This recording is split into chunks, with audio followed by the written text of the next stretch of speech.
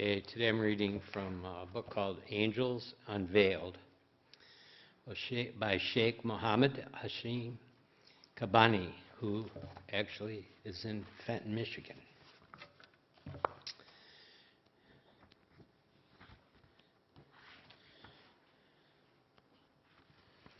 The year is 1982 in Beirut, Lebanon, a jewel city of the Middle East, which Westerners used to describe as the Switzerland of the Middle East. It is the middle of the Lebanese crisis. Local tyrants are fighting each other and shelling the city with over 300 rockets a minute, raining on both sides, indifferent to the victims. On a very dark day of severe bombing, everyone in our 10-story building is huddled in the apartments praying. Each person hopes to escape with his or her own life. There is no electricity to use the elevator, to watch TV, or even use the phone or heat the water. People are running down the stairs to the basement for shelter and feel lucky if they've stored some bread they bought at the bakery during the lull in the bombing. The overall feeling is that the moment of death has come. Everyone reaches for their children and covers them in their arms so that they may be taken with them and not leave them alone in death. At that moment, love of mothers for their children shone. So did love of fathers, husbands, and wives, and family members who counted together the moments that remained before they would leave this life. The intensity of the bombing reaches its peak. The shells have reached us, and we are all going to be shattered to pieces. The building is crumbling like cardboard, and stones and bricks are heard falling about the streets of the neighborhood like hail on the head of people on a winter day. In the middle of this rain of stones, over human heads, the lady's voice reached its peak, and she was now heard screaming, "Please, let someone help my child. Please, I forgot my daughter." "Where?" "In the 10th floor of our apartment." My face turned pale. I looked into my sister's eyes, interrogating her without speaking, but she understood that I was telling her there might no longer be a 10th floor, or a 5th floor, or even a ground floor over us. When the First Lady heard this, we thought she was going to go mad or even fall dead. All turned to her with bated breaths, ready to catch her if she fell. But the contrary happened. She seemed to calm down all of a sudden, catching her breath and becoming firm. Staring at the corner of the basement, her face changed colors from pale to pink. Her eyes became full of light, even smiling, and her mouth fell gaping as she said in a whisper, "Oh my God. Oh my God, oh my God." Everyone forgot about the shelling. We became oblivious to the apocalyptic thunder outside. Instead, there was silence all around us. Every heart suddenly felt this great peace coming over us, like a big mantle of quiet and rest, taking us to a different place in the short moment. Everyone stared in the direction of the lady's stare, but no one could see what she was seeing. She stammered, "Oh my God, I can see your angels. I can see your helpers with their wings helping my daughter. They came to help us." As soon as she pronounced the word angel, everybody felt a cool breeze, fragrant, with an inexpressible perfume of flowers and fresh scents, covering the sulfuric smoke that had been drifting in from outside. The candles went out.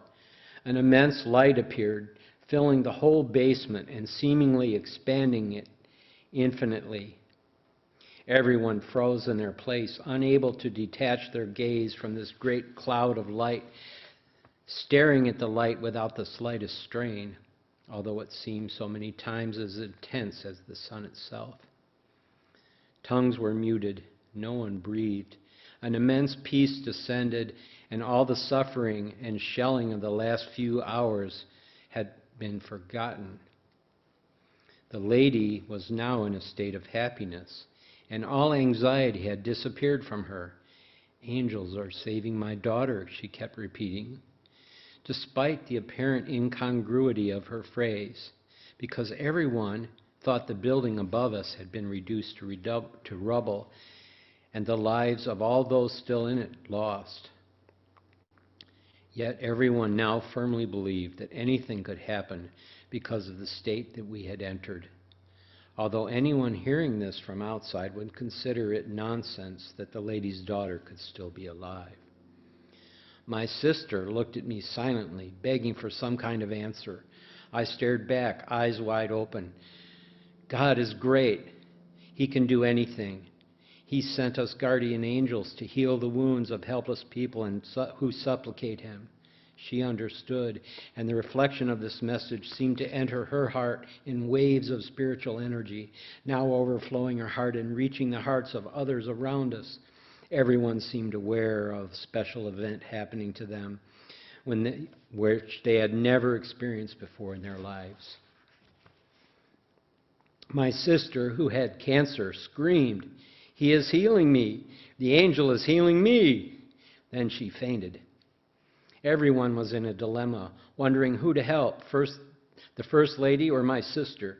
But no one moved, as we were all frozen in our respective places and unable to take it all in other than to say, "God is great." In the middle of this state of confusion and spiritual wonderment, everybody heard a distinct knock on the small metal door of the basement. Yet no one could move from his place, afraid to lose the state of ecstasy and return to the world of bombs, the noises of war, the smells of fire and gunpowder, and the sight of the dead and the wounded. Parents lost their voices and were now questioning their senses. The children took over as if pitying their parents. And they said, "Mom, Dad, angels are coming to our help. Don't be afraid. They will deliver us." In less than 1 second of the children's time, they reached the door. Without their touching it, it opened by itself in front of them. We could see nothing through the door, no stairs leading to the street, no stone structure, not even ruins, nothing in the immense light. That light poured into the basement, sending in waves and waves of visible energy, carrying with it effects that reached the hearts.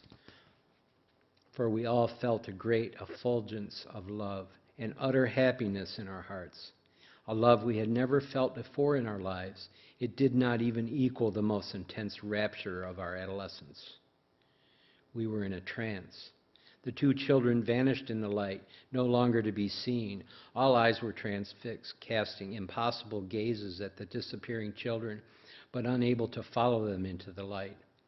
The union of the children with the light caused the light to change colors like a radiant rainbow and affected our states as well, as if we were now seeing the children move into paradise with the eyes of our hearts rather than those of our heads. A brief moment passed. The light was still there. 2 children had gone into it, but now they were returning. They were holding hands. They seemed to saunter out of the 4th dimension of paradise and back into our 3rd dimension. The children looked airy and subtle, seemingly translucid, as if they were now angelic beings. Their own light kept changing like the light that was coming through the door. An innocent gesture, typical of children, assured us that it was them. They were holding hands and moving in a circle, chanting a rhyme. "We are the angels. We are the guardians. We are those who love you and care for you." Everyone heaved a sigh of relief and joy. We turned to each other gleefully, relishing both the sound and the meaning of the music carried by the children's voices. It was as if new life had been opened to us in that basement, especially for the parents of the children. They had been trying to move from places and run to hug their children, but their efforts were in vain. They could not move. They were stuck in their places like stone statues. All of us looked. There was a 3rd child, a little girl who jumped into the basement and ran to the lady who had been crying at first. We understood that this was the daughter she had been worried about. Now she was seeing her run towards her. and holding her in her arms. And the daughter had not even forgotten to bring her Barbie doll with her. The mother was hugging the child, kissing her, and mumbling unintelligible words of thanks and prayers, unable from emotion to speak coherently.